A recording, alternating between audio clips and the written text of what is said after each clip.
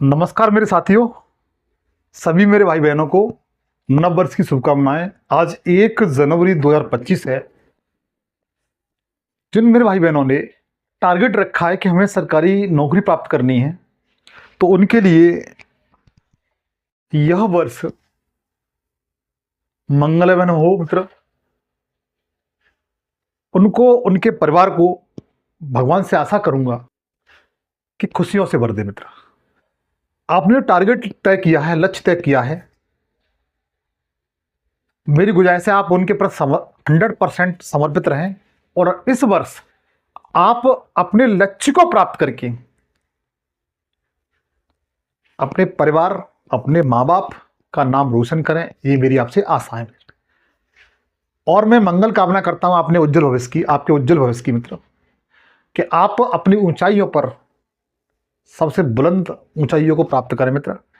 तो मित्र, आज का मैं जो करंट अफेयर पढ़ाने जा रहा हूं, जो टॉपिक वाइज करंट अफेयर है, उसमें मैं आपको स्पेस करंट अफेयर संबंधी जितने भी महत्वपूर्ण क्वेश्चन हैं, जो 2024 जनवरी से लेकर के दिसंबर 2024 तक का जो भी स्पेस करंट अफेयर था, उसके बारे में बेहतर तरीके से पढ़ाऊंगा।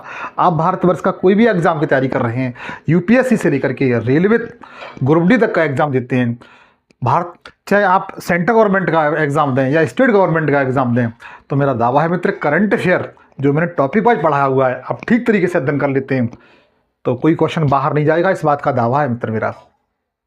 बस अर्थ मेरी यही है कि सेशन को पूरा देखा करें मित्र।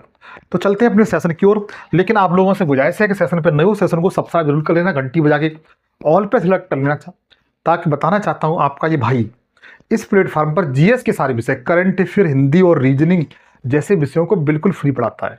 सच सुन रहे हैं आप, 100% फ्री पढ़ाता हूं मित्र, क्योंकि आपकी सफलता ही मित्र मेरी जीत है। ये सेशन अच्छा लगे तो लाइक करिए, मुझे बड़ा भाई मानते हैं तो इसे 5 दोस्तों के साथ शेयर जरूर कर दीजिए, मेरी रिक्वेस्ट है मित्र। देखिए मित्र, हालांकि इसमें क्वेश्चन नहीं है, आप देखते जाएंगे। क्वेश्चन है, भारत अपना चंद्रयान 4 मिशन किस वर्ष लॉन्च करेगा? इंपोर्टेंट क्वेश्चन है, आप लोग याद रखना।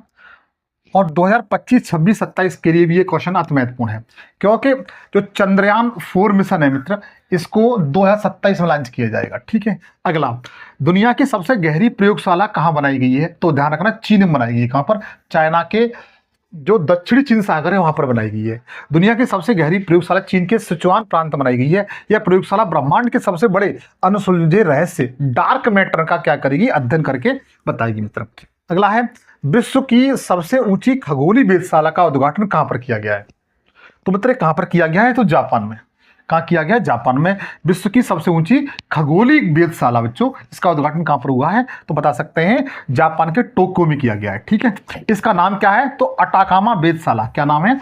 अटाकामा वेधशाला है। इसकी ऊंचाई 16,570 फीट है बच्चों। ठीक है, आप लोग याद रखना, पूछा जा सकता है। आगे ध्यान दीजिए, भारत के पहले नायलॉन अंतरिक्ष मिशन की शुरुआत कहां से की गई है? इंपोर्टेंट है, पूछा जा सकता है। भारत का पहला, एक बात बता दें मित्र, इस क्वेश्चन में पहला शब्द लग जाए तो वो क्वेश्चन अपने आप में अति महत्वपूर्ण हो जाता है मित्र। और जिस क्वेश्चन में महिला पहला शब्द लगा हुआ हो, वुमेन्स फर्स्ट शब्द लगाया हुआ हो, तो वो क्वेश्चन 100% इंपोर्टेंट है मित्र, याद रखिएगा। तो भारत के पहले एनालॉग अंतरिक्ष मिशन की शुरुआत कहां से की गई है? तो लद्दाख से की गई बच्चों।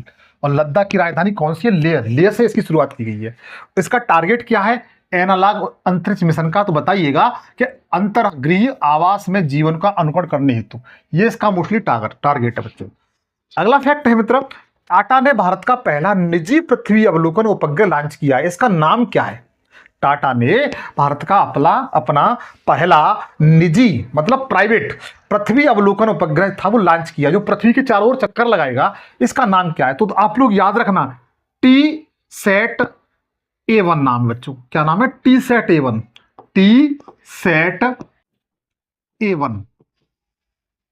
ये इसका नाम बच्चों, आप लोग याद रखना। ठीक है। अगला फैक्ट है, भारत की पहली महिला रोबोट कौन सी है जो अंतरिक्ष में भरेगी उड़ान? क्या करेगी? उड़ान भरेगी। मतलब भारत की पहली महिला जो रोबोट है उसका नाम क्या है जो अंतरिक्ष में जाएगी? ठीक है, इसका नाम क्या है? बौमित्र। क्या नाम है मित्र? व्योमित्र नाम है, आप लोग याद रखना। अगला फैक्ट, अंतरिक्ष अनुसंधान परिषद वैश्विक सम्मेलन कहां पर आयोजित किया गया है? इस क्वेश्चन को आप लोग 100% याद कर ले जाइए। अंतरिक्ष अनुसंधान वैश्विक सम्मेलन का आयोजन कहां पर हुआ है? तो दक्षिण कोरिया के बुसान शहर में मित्र, किसमें? बुसान शहर में इसका आयोजन किया गया है, आप लोग याद रखना। कहां पर? दक्षिण कोरिया। यद्यपि दक्षिण कोरिया की राजधानी वो कौन सी है? तो बताएंगे सियोल। कौन सी राजधानी? सियोल राजधानी है, आप लोग याद रखना। आगे चलिएगा। अगला है मित्र फैक्ट है कि अंतरिक्ष अभ्यास 2024 का आयोजन कहां किया गया है? तो अंतरिक्ष अभ्यास 2024 का आयोजन मित्र नई दिल्ली में किया गया है। कहां पर? नई दिल्ली में किया गया, मेरे साथी याद रखेंगे। इसका आयोजन रक्षा अंतरिक्ष एजेंसी द्वारा किया गया बच्चों, ठीक है। अगला फैक्ट है 10वें नंबर का, भारत का पहला स्वदेशी रूप से विकसित प्रदूषण नियंत्रण पोत, जिसका नाम क्या है? समुद्र प्रताप, कहां लॉन्च किया गया है? एक बार फिर इस फैक्ट को सुनिए, अच्छा क्वेश्चन है, पूछा जा सकता है। भारत का पहला, देखो पहला शब्द लग गया, इंपॉर्टेंट है। स्वदेशी मतलब इसका निर्माण हुआ है वो भारत में हुआ है, बाहर नहीं हुआ है मित्र, इसलिए स्वदेशी रूप से विकसित प्रदूषण नियंत्रण पोत, ये क्या करेगा? जिसका नाम क्या है? समुद्र प्रताप क्या करेगा? प्रदूषण को क्या करेगा? नियंत्रण करेगा। इसको कहां से लॉन्च किया गया? तो गोवा से लॉन्च किया गया। कहां से? गोवा से लॉन्च किया गया, आप लोग याद रखिए। आगे ध्यान दीजिए। अगला फैक्ट है नासा बच्चों अमेरिका की अंतरिक्ष एजेंसी है। जैसे भारत की अंतरिक्ष एजेंसी इसरो है, उसी तरीके से नासा है वो अमेरिका की अंतरिक्ष एजेंसी है। तो नासा द्वारा लॉन्च टेनेजर फर्स्ट उपग्रह किसका अध्ययन करेगा? नासा ने एक ऐसा सैटेलाइट लॉन्च किया है, उपग्रह लॉन्च किया है, जिसका नाम क्या है? टेनेजर फर्स्ट उपग्रह। ये किसका अध्ययन करेगा? तो ध्यान दीजिए, ये कार्बन डाइऑक्साइड और मीथेन का अध्ययन करेगा बच्चों। इंपोर्टेंट है, याद कर लेना, स्टार लगा लीजिए। कार्बन डाइऑक्साइड और मीथेन का क्या करेगा? अवलोकन करेगा। अगला क्वेश्चन, अगला फैक्ट है मित्र, वर्ष 2024 में दुनिया का पहला लचीला सोलर पैनल, कौन सा? लचीला सोलर पैनल विकसित किसने विकसित किया है? तो ये बच्चों किया है ऑक्सफोर्ड यूनिवर्सिटी ने, ठीक है, जो कहां पर है? यूनाइटेड किंगडम में है, आप लोग याद रखिए। अगला फैक्ट आपके सामने है, पृथ्वी के ध्रुवों का अध्ययन करने के लिए फ्रेम 2 मिशन लॉन्च किया गया है। किसके द्वारा लॉन्च किया गया है? पृथ्वी का ध्रुवों का अध्ययन। ध्रुव जानते होंगे, जैसे हमने ये पृथ्वी है, इसका जो ऊपर वाला पार्ट है ये वाला, इसे उत्तरी ध्रुव कहते हैं। क्या कहते हैं? उत्तरी ध्रुव, नॉर्थ पोलर कहते हैं। और नीचे वाला भाग है मित्र, इसे साउथ पोलर कहते हैं, ठीक है, साउथ पोल कहते हैं, दक्षिणी पोल कहते हैं। तो पृथ्वी के ध्रुवों का अध्ययन करने के लिए फ्रेम 2 मिशन, इस मिशन को याद रखना बच्चों। वैसे पूछा जा सकता है कि फ्रेम 2 मिशन का संबंध किससे है? तो पृथ्वी के दोनों ध्रुवों का अध्ययन करने से मेरे भाई, पृथ्वी के दोनों ध्रुवों का क्या करने से? अध्ययन करने से फ्रेम 2 मिशन। तो ये किसने लॉन्च किया है? तो ये बच्चों ये लॉन्च किया स्पेस एक्स ने। किसने? स्पेस एक्स ने लॉन्च किया है। और ये निजी क्षेत्र की कंपनी है, किसी अमेरिका की निजी क्षेत्र की कंपनी है। और इसके जो मालिक हैं वो एलन मस्क हैं। एलन मस्क इसके मालिक हैं।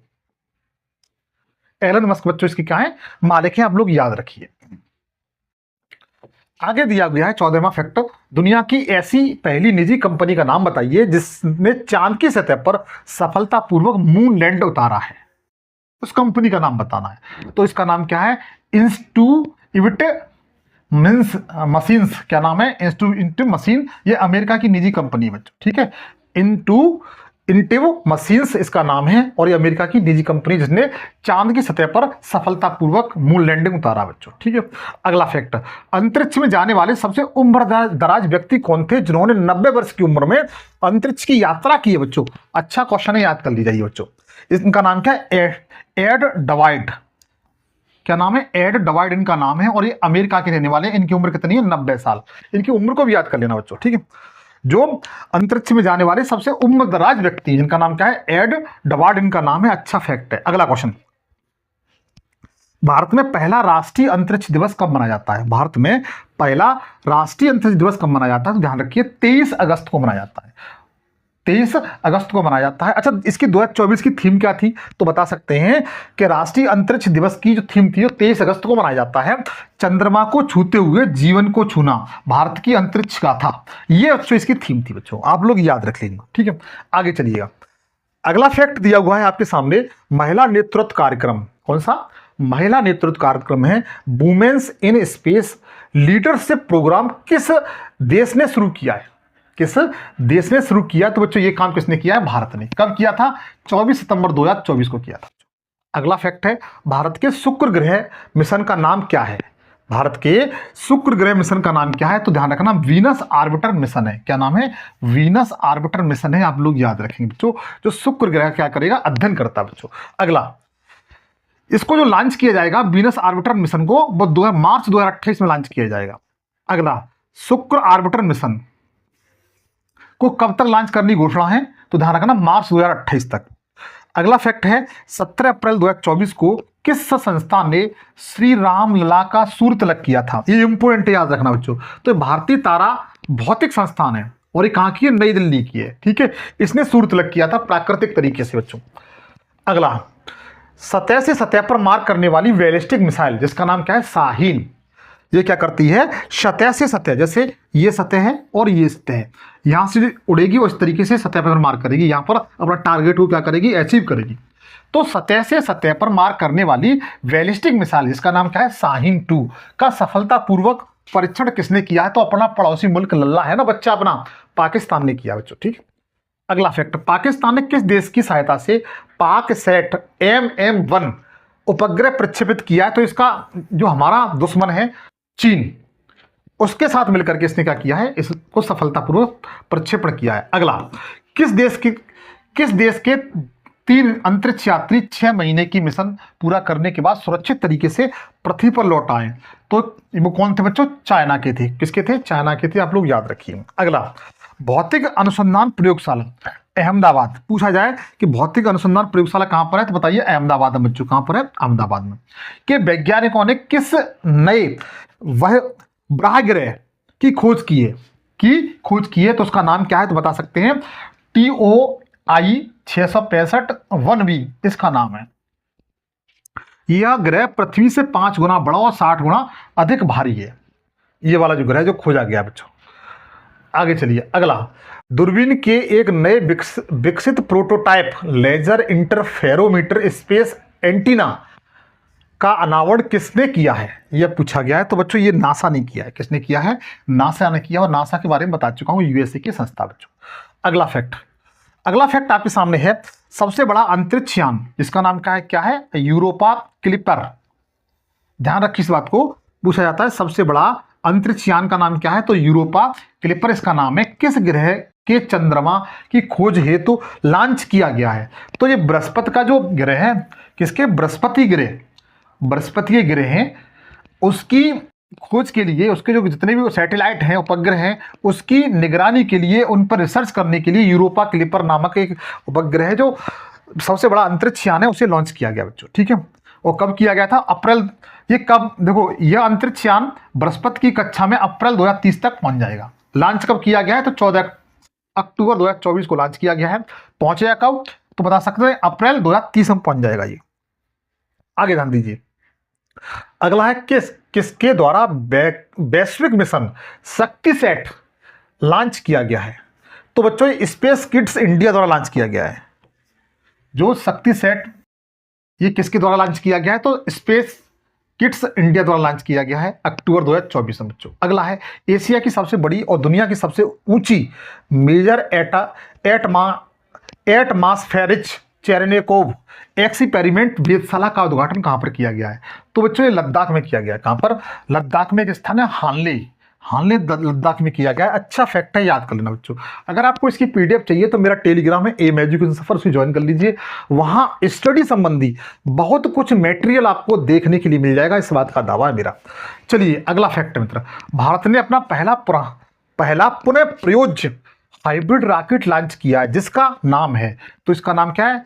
बता सकते हैं RHUMI-1, ये इसका नाम है, रोहिम इसका नाम बच्चों, आप लोग याद रखोगे। ठीक है, अगला फैक्ट है, किस संस्था ने सूर्य के रहस्यों की गहराई तक जाने के लिए सूर्य के वातावरण के चुंबकीय क्षेत्र का अध्ययन करने के नए तरीकों की खोज की है? तो उसका नाम क्या है? भारतीय खगोल भौतिक संस्थान, जो कहां पर है? अहमदाबाद में। कहां पर? अहमदाबाद में बच्चों। आगे चलिए। अगला है, भारत के आगामी अंतरिक्ष स्टेशन का नाम क्या होगा? भारत का अपना खुद का एक अंतरिक्ष स्टेशन होगा। ठीक है, इसका नाम क्या होगा? तो उसका नाम होगा मित्र भारतीय अंतरिक्ष स्टेशन फर्स्ट। ठीक है, अगला है, स्पेस एक्स के पोलारिस डाउन मिशन के बाद कौन सा कैप्सूल सुरक्षित रूप से पृथ्वी पर लौट आया है, तो उसका नाम क्या है? Crew dragon. क्या नाम है? क्रू ड्रैगन बच्चों, ठीक है, आप लोग याद रखना। अगला है पोलारिस डाउन मिशन के दौरान कौन सी महत्वपूर्ण घटना हुई है?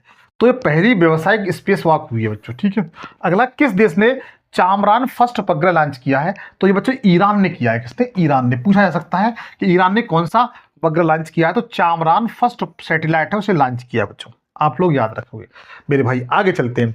किसने चंद्रमा पर मैग्मा महासागर का सबूत प्राप्त किया है? मतलब चंद्रमा पर भी कोई ज्वालामुखी था, उसका मैग्मा बाहर निकला था, इसके एविडेंस प्राप्त हुए हैं, तो वो किसने प्राप्त किए हैं? तो चंद्रयान का प्रज्ञान रोवर ने, चंद्रयान के प्रज्ञान रोवर ने इस बात का पता लगाया है बच्चों, ठीक है।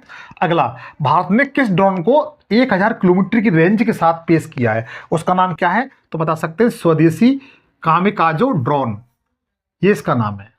अगला है, भारत के चंद्रयान थर्ड मिशन टीम को यूएसए के किस अंतरिक्ष अन्वेषण पुरस्कार से सम्मानित किया गया? ये बच्चों अच्छा फैक्ट है। भारत के चंद्रयान थर्ड मिशन की टीम को यूएसए के किस अंतरिक्ष अन्वेषण पुरस्कार से सम्मानित किया गया? ये कब किया गया था? तो 8 अप्रैल 2024 को। पुरस्कार का नाम क्या है? तो जैक स्विगर्ट जूनियर पुरस्कार, ये इसका नाम बच्चों, आप लोग याद रख सकते हो।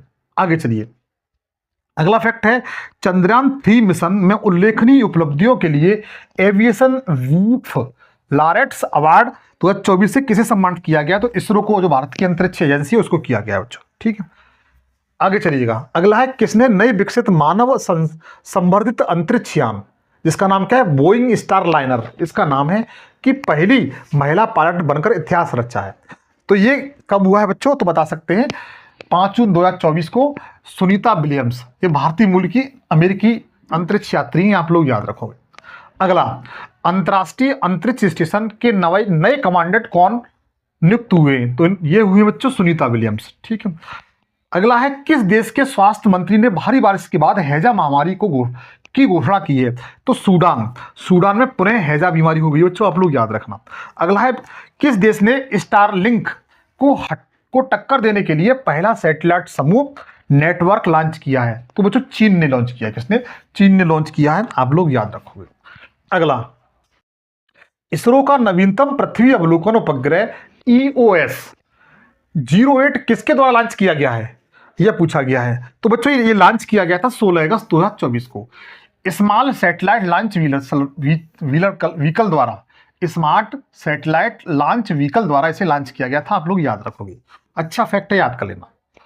अगला फैक्ट है मित्रों, विश्व का सबसे बड़ा प्लास्टिक प्रदूषण देश कौन सा बना है? तो बच्चों भारत है।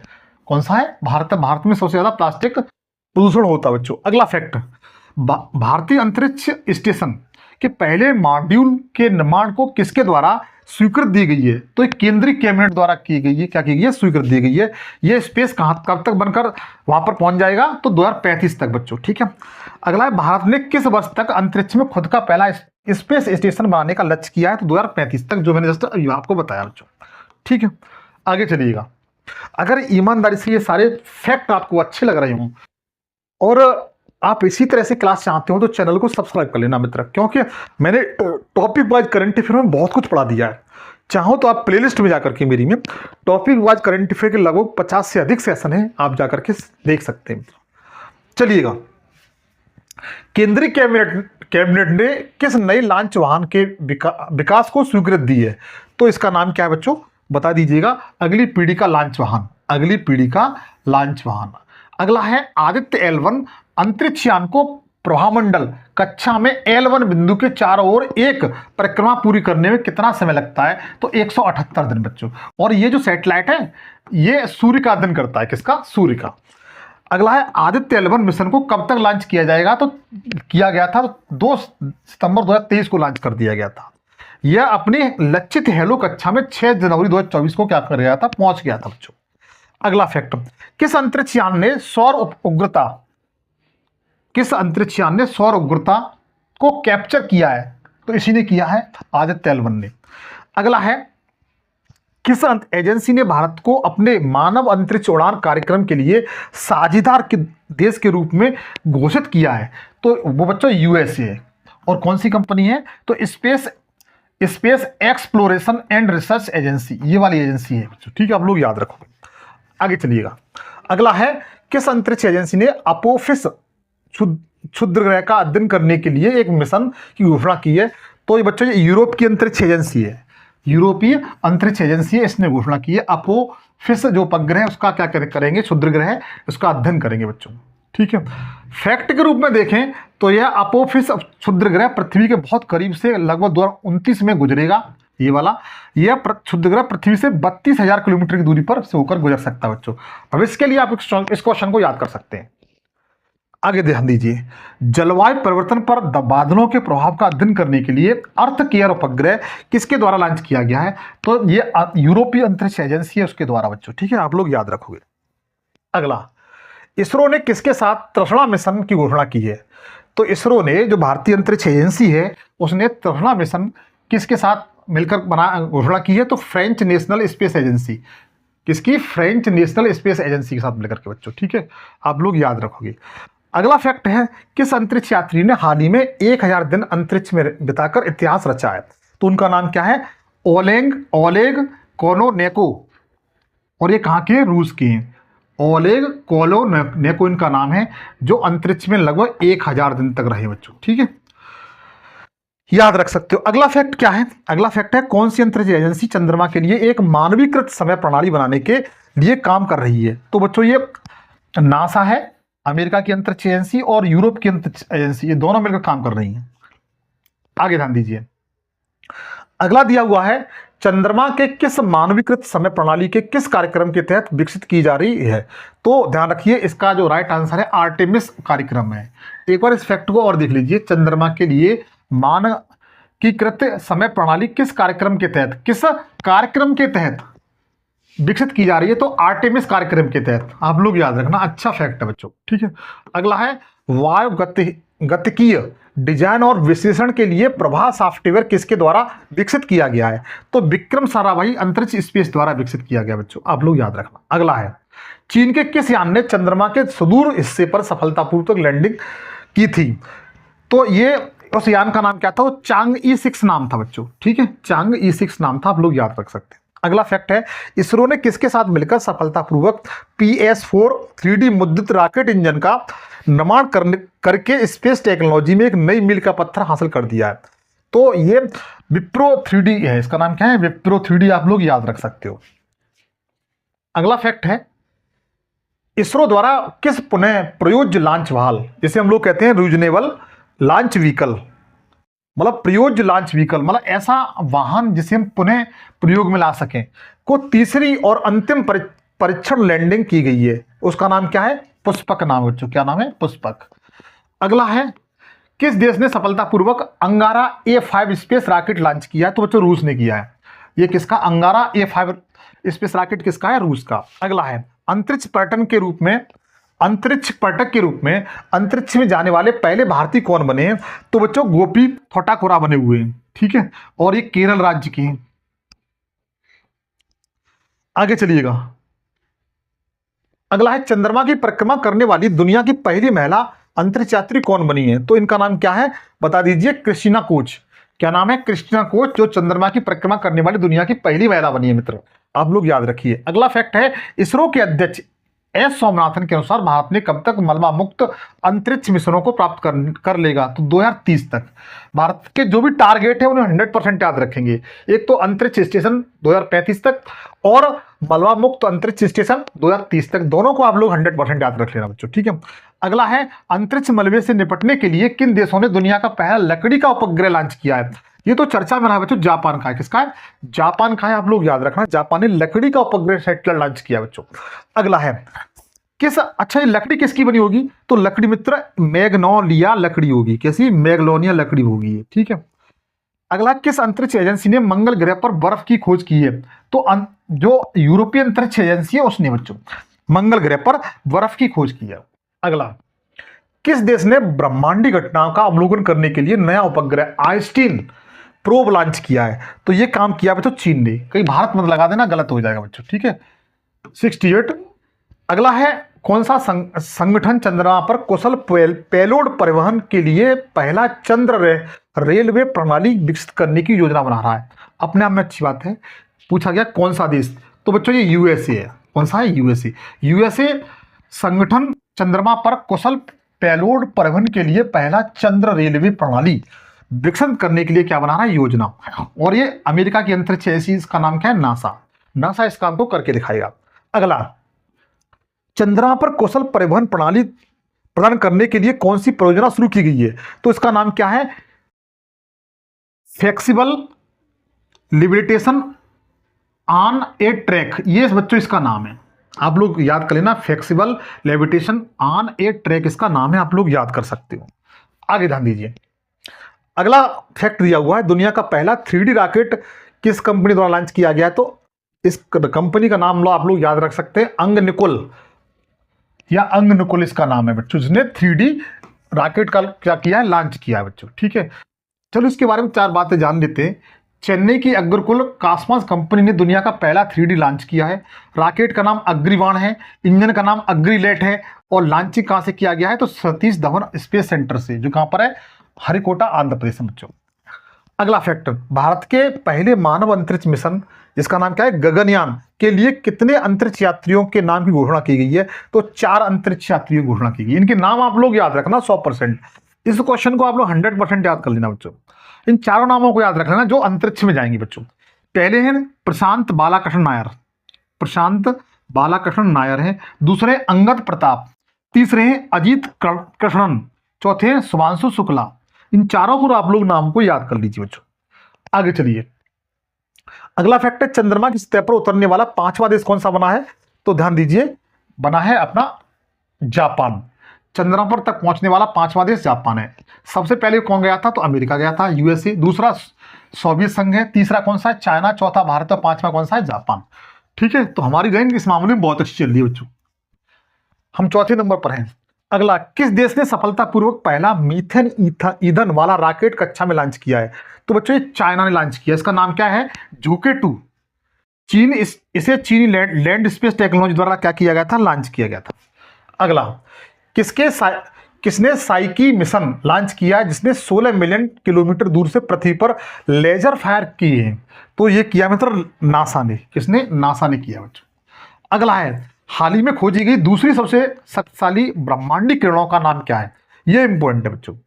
इसका नाम क्या है, अमाटेरसु।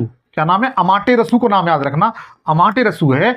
यह दूसरी सबसे बड़ी शक्तिशाली ब्रह्मांडीय किरण है बच्चों। ठीक है, अगला फैक्ट, चंद्रयान 3 लॉन्चिंग के काउंटडाउन को आवाज देने वाली इसरो वैज्ञानिक एन बलार्थमी का निधन हो गया। वह किस राज्य से संबंधित थी, तो मित्र वो तमिलनाडु राज्य से संबंधित थी। जैसे जो चंद्रयान 3 लॉन्च हुआ था उस समय उन्होंने जो बोला था, जैसे 10, 9, 9, 8, 7, 6, 5, 4, 2, 1 इस तरीके से बोला था, वो इन्होंने बोला था। इनका नाम क्या था, एन बलार्थमी इनका नाम था।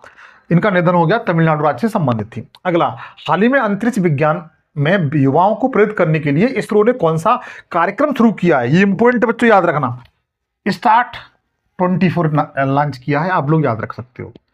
अगला, अप्रैल 2024 में बेंगलुरु में अंतरिक्ष क्षेत्र के भारतीय स्टार्टअप दिंगतरा, नाम आप लोग याद रखना, दिंगतरा के वैश्विक मुख्यालय का उद्घाटन किया है।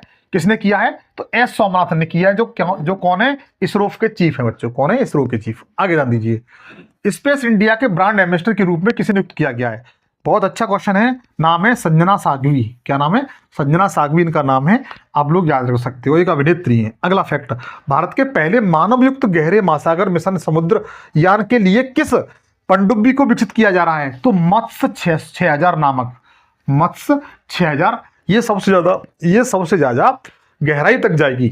ठीक है, आगे ध्यान दीजिए, अगला है फैक्ट है, अंतरिक्ष में जाने वाले सऊदी अरब की पहली महिला कौन बनी है, तो रैयान बरवानी। रैयान बरवानी बनी है, आप लोग याद रख सकते हो। अगला है, भारत के ऐसे पहले स्पेसक्राफ्ट का नाम बताइए जिसने अंतरिक्ष में पहली सेल्फी ली है, तो आदित्य एल 1 है बच्चों। अगला है, इसरो के किस वैज्ञानिकों को शीर्ष फ्रांसीसी नागरिक सम्मान लीजर ऑफ ऑनर से सम्मानित किया गया है, तो उनका नाम क्या है, VR ललिता बिंका। VR ललिता बिंका इनका नाम है, आप लोग याद रखना, जिन्हें फ्रांस का जो नागरिक सम्मान है लीजन ऑफ ऑनर से सम्मानित किया गया बच्चों। आगे चलिएगा, अगला फैक्ट है, चंद्रयान 3 कब लॉन्च हुआ था, तो इस डेट को सभी लोग याद रखेंगे। 14 जुलाई 2023 को करीब 2:35 पर, ठीक है, चंद्रयान थर्ड का हिस्सा लैंडर चंद्रमा पर कल सफलतापूर्वक लैंड हुआ था। कहां पर हुआ था? तो दक्षिणी ध्रुव पर। चंद्रयान थर्ड को किस रॉकेट की मदद से लॉन्च किया गया था? ये पूछा जा सकता है, आप लोग याद रखना।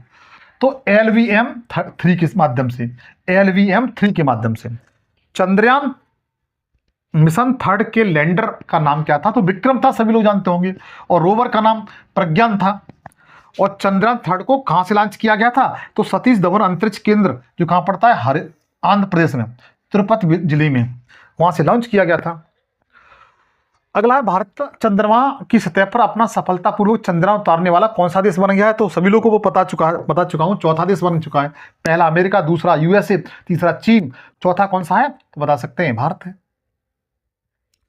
चंद्रमा के दक्षिणी ध्रुव पर भारत अपना रोवर उतारने वाला कौन सा देश बना है? तो पहला देश, सभी को मालूम होना चाहिए। चंद्रयान 3 को किस संस्थान ने लॉन्च किया था? इसरो ने, जो भारत की अंतरिक्ष एजेंसी है, इंडियन स्पेस रिसर्च ऑर्गेनाइजेशन है, इसने लॉन्च किया था। अगला है, मिशन चंद्रयान थर्ड का कुल बजट कितना है? तो 615 करोड़ रुपए इसका कुल बजट था बच्चों, ठीक है। मिशन चंद्रयान थर्ड को की थीम क्या थी? तो साइंस ऑफ द मून। क्या थीम थी? साइंस ऑफ द मून, आप लोग याद रख सकते हो। आगे, चंद्रयान 2 कब लॉन्च किया गया था? तो 22 जुलाई 2019 को लॉन्च किया गया था। कहां से? तो सतीश धवन अंतरिक्ष केंद्र से, जो क्या रहा था, असफल रहा था। किस रॉकेट से? तो GSLV AMK-3 से। इसका लैंडर का नाम क्या था? विक्रम, और रोवर का नाम क्या था? प्रज्ञान। 100वां फैक्ट है, चंद्रयान फर्स्ट कब लॉन्च हुआ था? 2008 में। कहां से? सतीश धवन अंतरिक्ष केंद्र से लॉन्च किया गया था बच्चों, ठीक है। ये असफल रहा था बच्चों, ठीक है। और आगे देखिए, भारत के पहले सोलर मिशन का नाम बताइए। थोड़ा जीके, स्टैटिक जीके का पार्ट आ गया ना, कोई दिक्कत नहीं है, देख लेते हैं, 5 मिनट में कुछ नहीं जाता अपना। तो भारत के पहले सोलर मिशन का नाम बताइए। तो आदित्य L1 बच्चों, ठीक है। आदित्य जो मिशन है, L1 है, निम्न में से किसके अध्ययन से संबंधित है? तो सूर्य के अध्ययन से बच्चों, क्योंकि सूर्य का पर्यावाची है, ठीक है। जो आदित्य L1 कब लॉन्च किया गया था? 2 सितंबर 2023 को लॉन्च किया गया था। आदित्य L1 कहां से लॉन्च किया गया था? तो बता सकते हैं आप लोग, सतीश धवन अंतरिक्ष केंद्र से लॉन्च किया गया था, याद रखना। जो आदित्य L1 को किस रॉकेट से लॉन्च किया गया था? ध्यान रखना, ये अच्छा फैक्ट है, PSLV XL से, ठीक है, आप लोग याद रख सकते हो। जो आदित्य L1 को, L का अर्थ क्या होता है? तो L का मतलब ये होता है बच्चों, ये L का लैग्रेंज पॉइंट इसका मतलब होता है, ठीक है, लैग्रेंज पॉइंट। अगला फैक्ट है, लैग्रेंज पॉइंट 1 पृथ्वी से कितनी दूरी पर है? तो 1.5 मिलियन दूरी पर है, ठीक है, 1.5 मिलियन किलोमीटर की दूरी पर है, आप लोग याद रखना, लैग्रेंज पॉइंट बच्चों, ठीक है। जो आदित्य L1 सूर्य से करीब डॉट डॉट डॉट कितनी दूरी से उसका अध्ययन करेगा? तो 14.85 लाख, 1485 लाख किलोमीटर दूरी से क्या करेगा? सूर्य का अध्ययन करेगा। अगला है, आदित्य L1 को हेलो ऑर्बिटर में पहुंचने में कितने दिन लगे? तो लगभग 125 दिन लगे बच्चे, 4 महीने के समथिंग। अगला, सूर्य के विभिन्न पहलुओं का अध्ययन करने के लिए आदित्य L1 में कितने वैज्ञानिक उपकरण लगे हुए हैं? तो 7 लगे हुए हैं। कितने? 7 बच्चों। अगला है, आदित्य L1 मिशन को तैयार करने में कुल कितना खर्चा आया था? तो 400 करोड़ रुपए। कितना? 400 करोड़ रुपए खर्चा आया था, आप लोग याद रखो, ठीक है। और थोड़े फैक्ट देख लेते हैं बच्चों। डायरेक्ट चलते हैं भारत की अंतरिक्ष एजेंसी पर, ठीक है, जिसे हम लोग इसरो कहते हैं। कभी कभी इसरो की फुल फॉर्म पूछिए तो बताइए, इंडियन स्पेस रिसर्च ऑर्गेनाइजेशन इसकी फुल फॉर्म होती है। हिंदी में भारतीय अंतरिक्ष अनुसंधान इसका संगठन, इसका हिंदी में इसका फुल फॉर्म है। स्थापना की बात की है तो 1969 में इसकी स्थापना की गई थी। इसका हेडक्वार्टर कहां पर है इसरो का? तो बेंगलुरु, कर्नाटक में। वर्तमान में इसके चेयरमैन कौन है? डॉक्टर एस सोमनाथन इसके चेयरमैन है बच्चों। अब देखो, इससे संबंधित कुछ महत्वपूर्ण जीके है, उसे देख लेते हैं। अंतरिक्ष संबंधित कुछ महत्वपूर्ण जीके है जो आपके एग्जाम में कहीं ना कहीं आपको देखने के लिए मिल जाती है मित्र। और 2 मिनट से मित्र। तो अंतरिक्ष में जाने वाले प्रथम व्यक्ति का नाम क्या है? तो यूरी गागरिन। कब गए थे? तो 12 अप्रैल 1961 को गए थे, ठीक है, उन्होंने अपना पहला कदम रखा था। अंतरिक्ष में जाने वाली पहली महिला वैलेंटिना तेरेस्कोवा 9 जून 1963 को गई थी बच्चों, ठीक है। अंतरिक्ष में जाने वाले पहले भारतीय व्यक्ति कौन थे? तो राकेश शर्मा थे, जो 1984 को गए थे। प्रथम भारतीय महिला अंतरिक्ष में जाने वाली कौन थी? तो कल्पना चावला 1997 में गई थी, लेकिन वापस नहीं आ सकी। अंतरिक्ष में जाने वाले प्रथम स्पेस डॉग का नाम क्या है? तो लाइका था, ठीक है। कौन था? लाइका। आगे चलिएगा। तो मित्र, ये आपको मैंने space current affair, space GK सब के बारे में बेहतर तरीके से बता दिया। आप लोगों से गुजारिश है, सेशन आपको अच्छा लगा हो तो लाइक जरूर करिएगा। और आपको मेरी गुजारिश यह भी है कि इस सेशन को कम से कम 10 दोस्तों के साथ शेयर कर देना, क्योंकि आपको बताना चाहता हूं इसी प्लेटफॉर्म पर मैं mostly topic wise current affair, GS के साथ साथ रीजनिंग, हिंदी जैसे विषयों को बिल्कुल फ्री पढ़ाता हूं। मेरी तरफ से सभी भाई बहनों को नए वर्ष की शुभकामनाएं, मंगल हो मित्र। नए सिरे में फिर मुलाकात होगी, तब तक के लिए जय हिंद, जय भारत।